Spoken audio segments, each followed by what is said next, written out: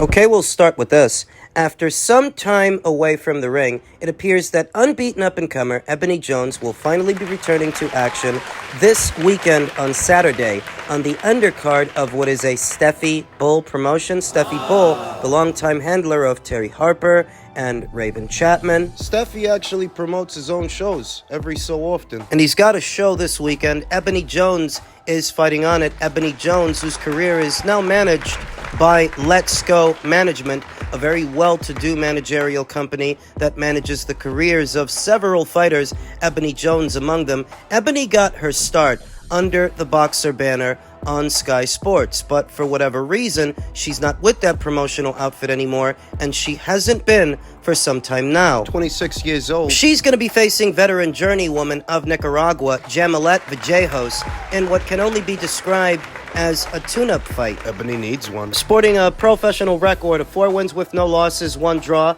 no recorded knockouts, not yet. A young fighter still in the very early stages of her professional boxing career. She has some lost time to make up for, since it's been close to a year since she last saw action. She hasn't fought since July of last year. 11 months. There were some attempts to get Ebony Jones back out there in November of last year, then again in December. None of that worked out. I'm not sure why. Don't know what happened. Those plans didn't materialize, so now she's getting back out there this weekend, having debuted as a professional in late 2021 with only 5 professional bouts so far. It's clear that there's more work that needs doing. This weekend's contest is billed as an 8-rounder in the women's featherweight division. This will be the first time that Ebony fights for 8 rounds. She needs the rounds. She needs experience. She's good. I've seen her. Well-schooled and fun to watch. But the fact that she's fighting in her very first 8-rounder after having debuted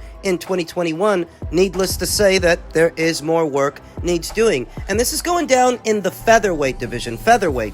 That's where Amanda Serrano currently reigns as that division's Ring Magazine and Unified Champion. And that's also where Sky Nicholson holds the WBC title. That's where this weekend's contest is taking place. Is Ebony going to be campaigning as a featherweight moving forward? I'm not sure. Sometimes when a fighter has been out a long while, when they come back heavier than they usually do, at a heavier weight than where they usually fight. Sometimes that happens. Now, it wouldn't be a bad time to start campaigning as a featherweight. Why? Well, Amanda Serrano is currently in possession of 3 of the 4 major titles at this weight, but her very next fight is going to be up there at 140 pounds, her rematch with Katie Taylor. And I anticipate that Amanda's all but done at featherweight. She's not coming back down. Sooner or later, she's going to vacate those alphabet titles. When she does, that will create opportunities for the unbeaten up-and-comers at this weight to pick up an alphabet title of their own, see themselves become champions. That could happen in the near future. So why now might be a good time to campaign as a featherweight. Get in position to fight for a title, fight by fight, in the next calendar year, so if and when Amanda drops her belts, you can see about picking one up. I expect Ebony Jones to win a points decision this weekend. Best described as a mid-range to inside boxer puncher, fights out of a very wide stance, legs spread apart. She gets low. Angling off as she comes forward and throwing combinations, I believe she fights out of the Steel City Gym in Sheffield. Very good gym, good stable. Ebony is a good fighter. It's good that she's finally back. Wouldn't be talking about her if she weren't. She takes care of business this weekend. She has the rest of the year to schedule 1 or 2 more tune-up fights, keep busy fights. Developmental fights, really, because she only has 5 professional bouts. There is more work needs doing. She needs to build herself up. Maybe some more 8-rounders, then some 10-rounders. Got to build herself up. Definitely one to watch out for anywhere in between 122 and 126. We'll see how she makes out this weekend, but I have Ebony winning a points decision. That's the likeliest outcome.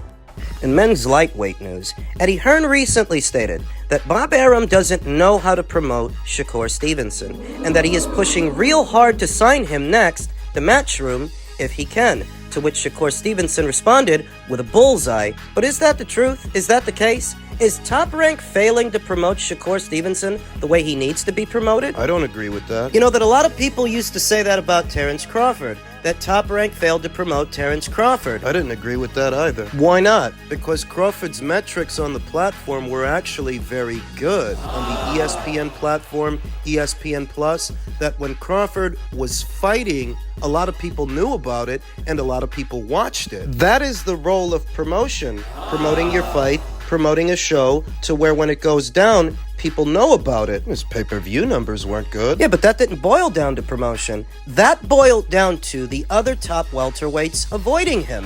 Keith Thurman, Danny Garcia for many years, Errol Spence Jr. He couldn't get the fights that he needed to get, and that wasn't Top Rank's fault because Top Rank couldn't force those fighters to fight Terrence Crawford. It's a very similar situation with Shakur Stevenson. If you look at Shakur's metrics, his TV ratings, they're actually very good, and even his ticket sales. They're good too. A lot of people hear things and repeat them without thinking about them, without knowing what they mean or even knowing what they're talking about. That the role of promotion is to get attention to your fight. So if the metrics are good, then the job is done. People know about the fight and they watch the fight, then the role of promotion, the job is done. But how they feel about the fight afterwards, there's nothing Top Rank can do about that. So if you bore people half to death for 36 minutes with Edwin De Los Santos, that ain't Top Rank's fault. What the hell are they supposed to do? Comb through the crowd and tell them to stop booing? Wake people up? The ones who fell asleep. Chastise the people at home for calling him boring? Wag their finger in their face? In that situation,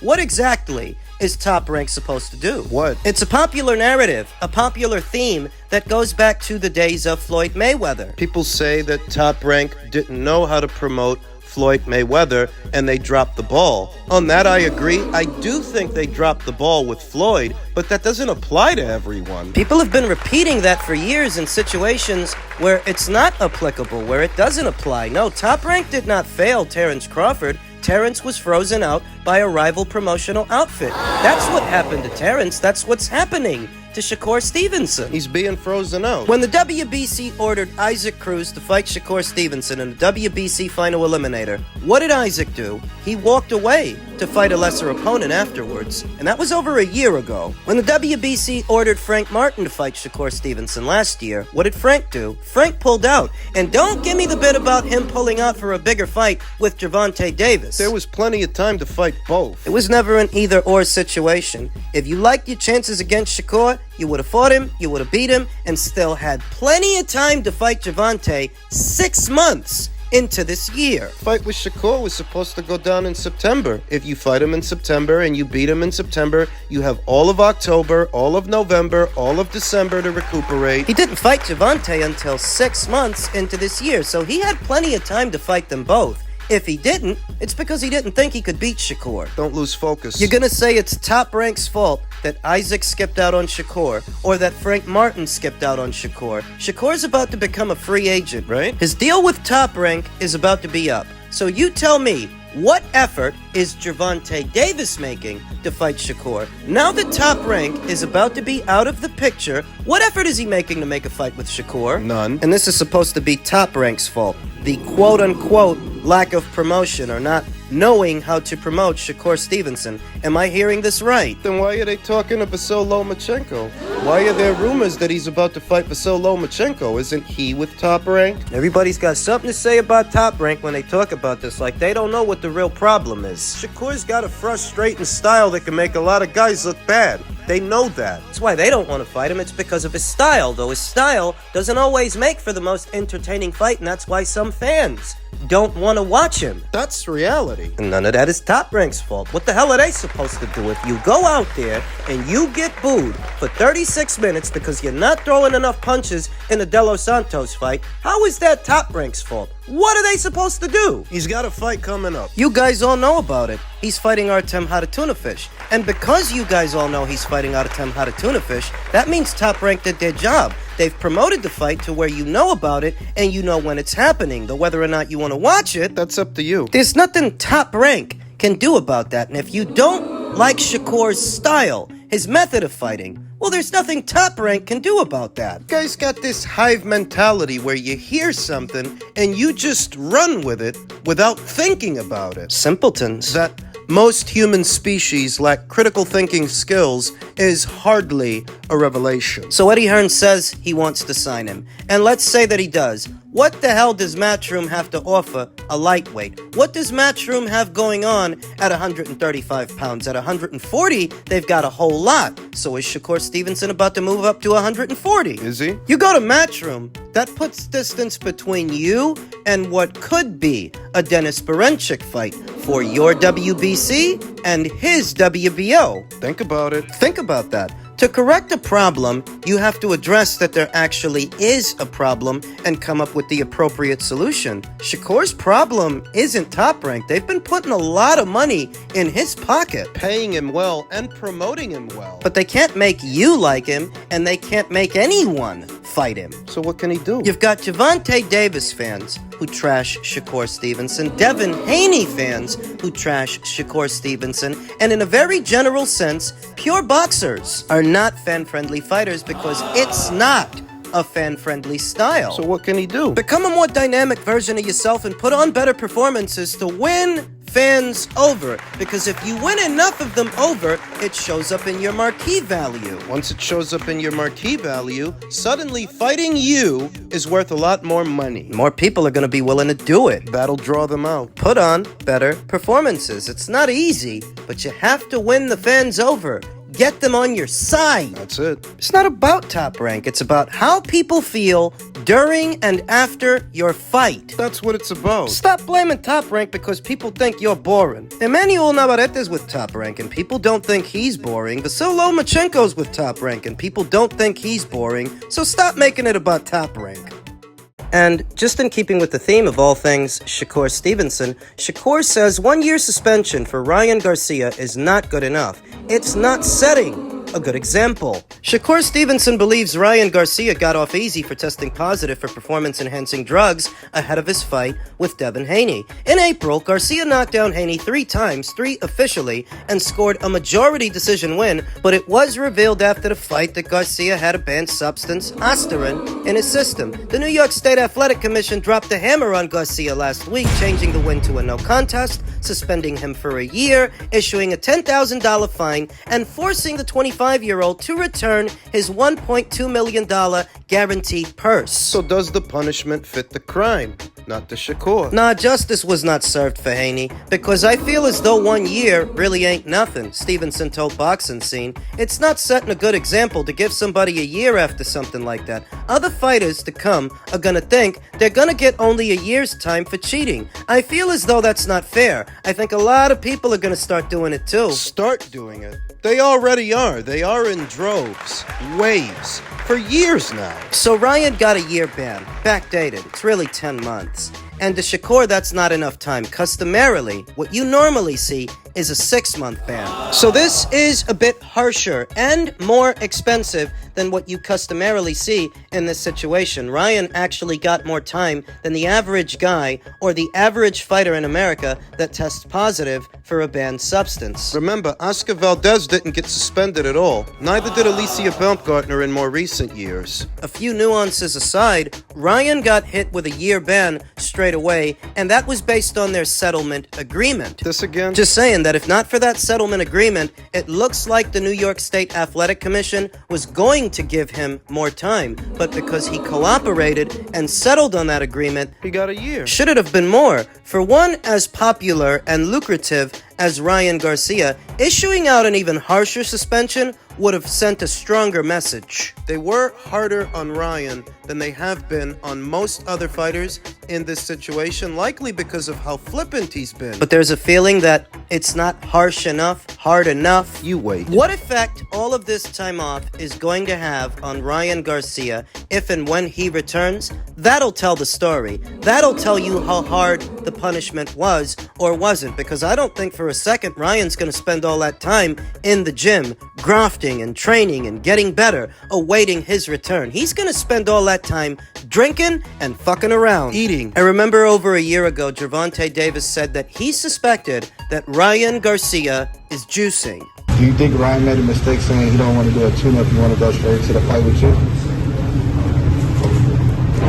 I think a couple reasons. I think that it could be him juicing, and you know when you juice, they we have off cycles and on cycles. I think that's why I was pushing for the bottom. That was from before they actually fought. It would seem that time has proven Gervonta Davis right, but Gervonta Davis himself has had a change of heart. Now he's defending Ryan, saying that he's not cheating. He didn't. Why? If I had to guess, it's for a victory by proxy. Up until this point, Devin Haney was becoming a nuisance for Gervonta Davis, actively pursuing a fight with him and Devin Haney's supporters alongside him. So you can imagine that Gervonta Davis is happy that Ryan Garcia took care of business for him. Even though he himself didn't actually fight Devin and beat him, he's acting like he did. Because he beat Ryan and Ryan beat Devin. Qualifying a victory over Devin Haney is what it's all about. It's the only reason why Gervonta's going back on his word.